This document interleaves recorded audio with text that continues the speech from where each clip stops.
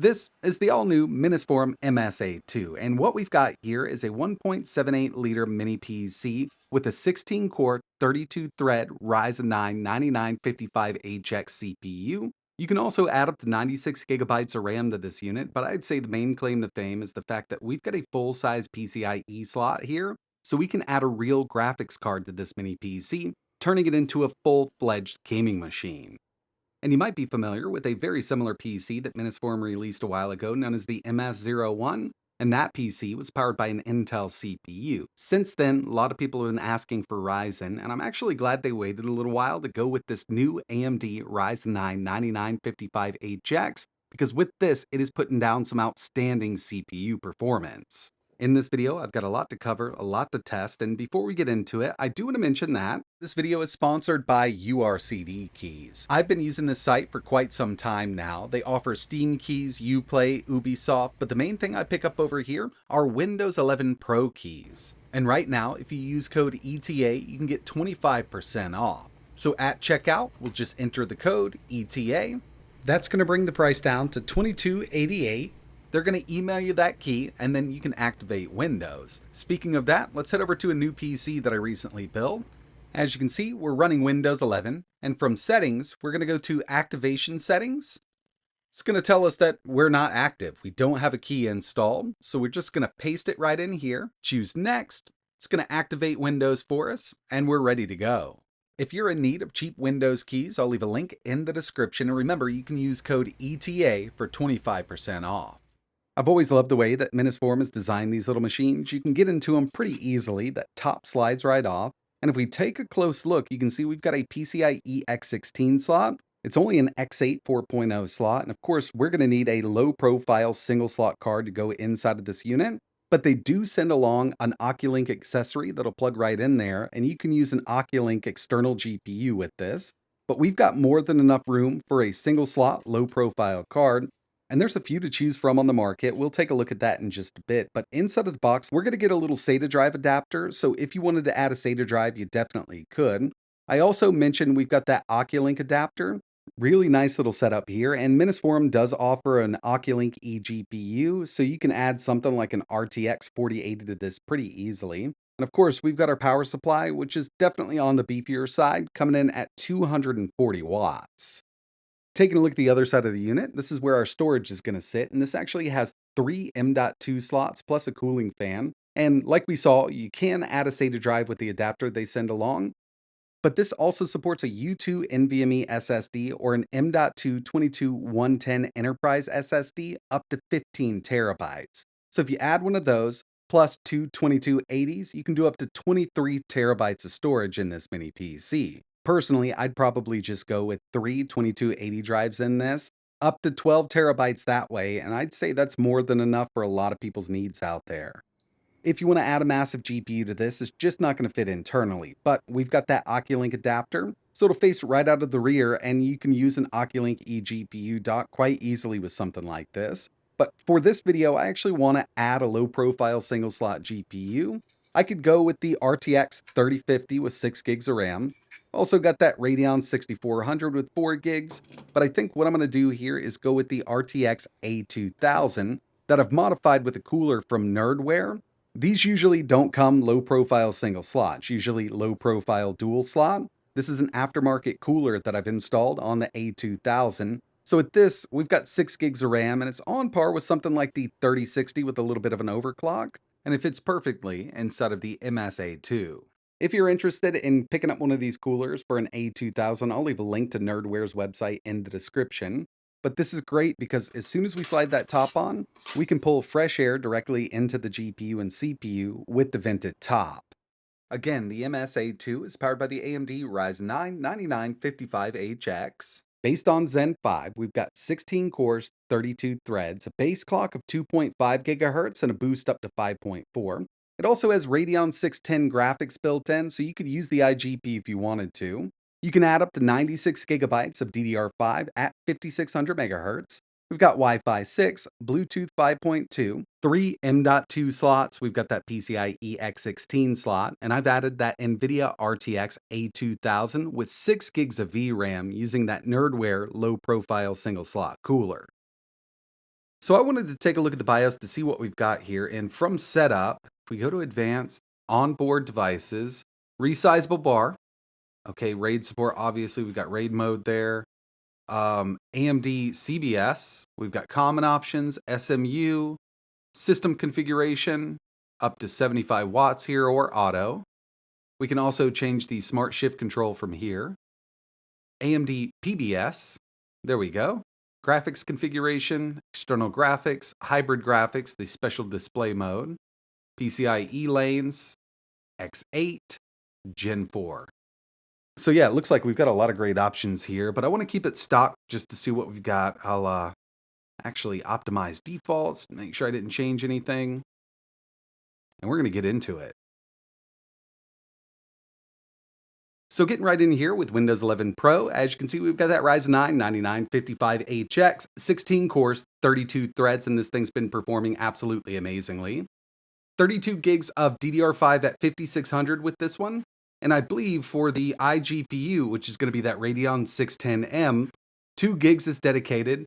We could go into the BIOS and set this to 1, grab that extra gig back, but for me, I'm not worried about it, because we're going to be using that NVIDIA RTX A2000 with 6 gigs of VRAM. Now, it would be nice if I had something a bit more powerful to fit in this small form factor, but with this A2000, I've already got that low-profile single-slot cooler installed. An A4000 would be even better, or even one of these with 12 gigs, but I think we can still get some really good performance out of this. And again, this does come with that Oculink adapter, so if you wanted to run an Oculink eGPU, something a bit more powerful, you definitely could. But it's not going to be as compact, because obviously you'll have to have a GPU and a GPU dock there with Oculink. First thing I wanted to check out was the TDP on this chip here. So what we're going to do is run a stress test with CPU-Z, zoom in a bit, and you can see that this 9955HX does jump up to 90 watts here. Now from the BIOS, we're in auto mode with everything. We do have some fan adjustment that we can do. There's a quiet, balanced, and performance mode. In auto, it seems to handle it pretty well here. But 90 watts is our boost here, and I'd say sustain would be around 68 to 75. As we saw from the BIOS, we can set this from auto all the way up to 75 watt TDP. And by the end of the video, we will take a look at CPU temps, but there's another thing I wanted to show you here. Remember, we've got that A2000, and this can pull up to 70 watts just from the slot. So we don't need any extra power with this card here. And I've got that low profile single slot cooler installed. You can see, yeah, this does go right up to 68, 70 watts. Not bad at all. And I mean, when it comes down to it, this is the most powerful card in this form factor that I have. And that's why I added it to this new mini PC. But with that out of the way, first thing I wanted to take a look at were some benchmarks here. And we're going to start off with the CPU because we haven't tested this yet on the channel. Remember, we've got that Ryzen 9 9955HX. First up, we've got Geekbench 6, single core, 3,197, multi, 18,301. I was really hoping to hit around 19,000 on multi. And if we did a little bit of tweaking from the BIOS, adding a little more wattage, sustain, we could probably hit that. I also ran Cinebench R24, single core, 128. And you can see that the Apple M1 Max, 113, M1 Ultra, 113. I mean, so we're beating everything out here. And as for multi, 1,767, right there at the top of the base list for Cinebench 24.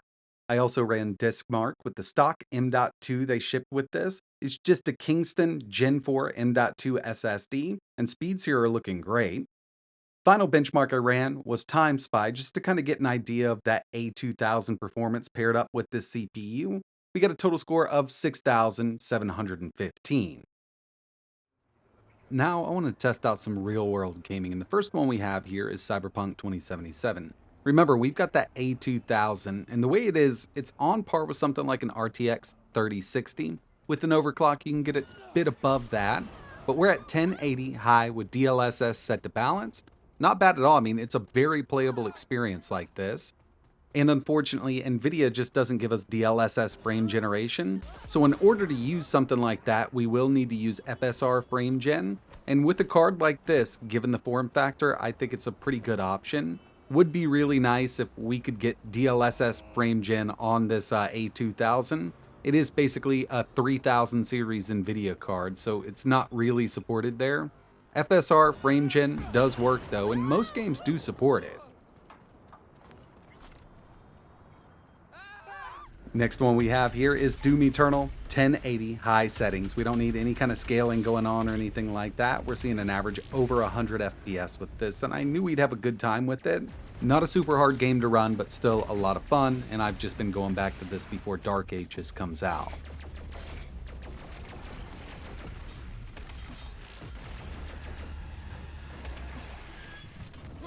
God of War Ragnarok, 1080, high, DLSS set to balanced, and I really thought that I'd have to take this down to medium settings, but we're seeing averages of around 68 FPS with this one.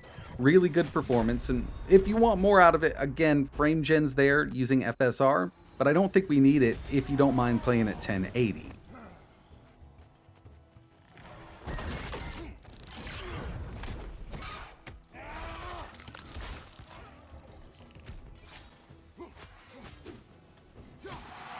Forza Horizon 5, 1080, ultra settings, no DLSS, very well optimized game, not a super hard one to run, and with this A2000 paired up with that 9955HX, we're seeing averages over 100 FPS with this.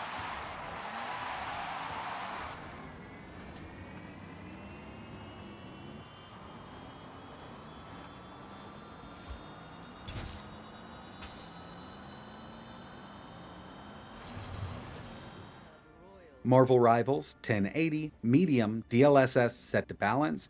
This is one that's still in early development. I mean, there's been a lot of issues with different cards out there.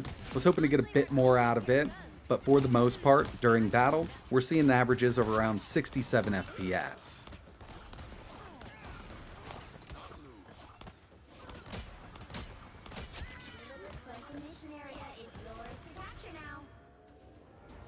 Spider-Man 2 1080 medium, DLSS set to balance. This one's a bit all over the place, and it has been for a few weeks now with the updates they put out on basically all cards that I've tested, be it AMD, NVIDIA, DGPU, iGPU. I've been seeing lower performance than expected with this game.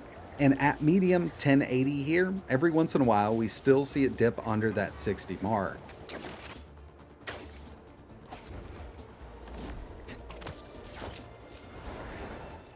The last thing I wanted to talk about here were CPU temps, and keep in mind, from the BIOS, I'm in auto mode. We've got a quiet, balanced performance in auto. While gaming, average CPU temp across the board was around 81 degrees Celsius. This is a mobile chip. It's not a desktop chip, so it will run a bit hotter. And the maximum recorded throughout my test while using hardware info, 92 degrees Celsius. Personally, I love the form factor here. Performance is great with this A2000, but I do crave a bit more GPU. So I'm probably going to come back to this in a few days with an Oculink eGPU. So if there's something you want to see tested with this, let me know in the comments below. I'm also going to be on the hunt for more powerful low-profile single-slot GPU, but I mean right now, through all of my testing, A2000 with the aftermarket cooler is kind of where it's at, especially given price points right now. RTX 3050 from Yeston, low profile single slot right out of the box, but we're not going to see the kind of performance that we saw out of the A2000. Either way, I'll have a couple more videos coming out about the MS-A2 on the channel, so keep an eye out. But in the meantime, if you're interested in learning a little more, I will leave links to their official website down below. And again, if you want to see a certain GPU or a certain game tested with this, let me know in the comments below. But that's going to wrap it up for this one. Like always, thanks for watching.